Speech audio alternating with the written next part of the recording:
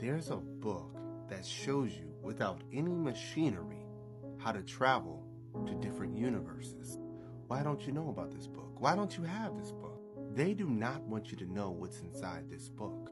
In order to understand this book, you must first understand that reality is not what it seems.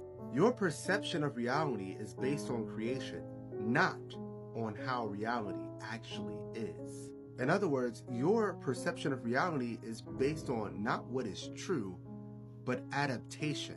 Your senses are not based on what is and how reality actually looks, but instead is based on what is best for your perception in order to survive and interface with reality. If you had to perceive time, the fourth dimension, within your third dimensional brain and framework, you would be unable to interact and interface with the reality around you. Because the past, the future, and the present is all happening at one time. But you have adapted to perceive things as happening step by step by step by step in order to help you process reality. So you cannot perceive the fourth and the fifth dimension, though it's always here and a part of your life.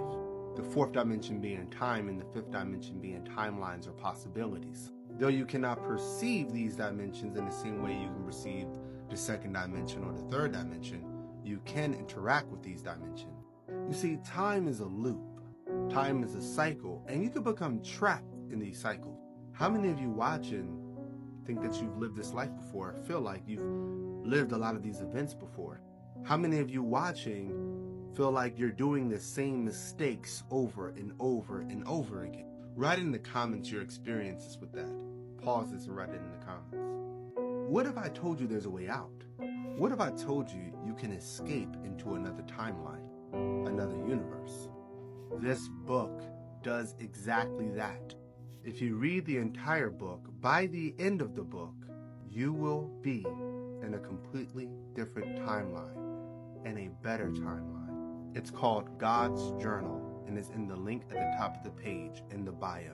Most art on this page, including the art in the video, is made by me, and if you want this art, contact me. I love you all. Peace.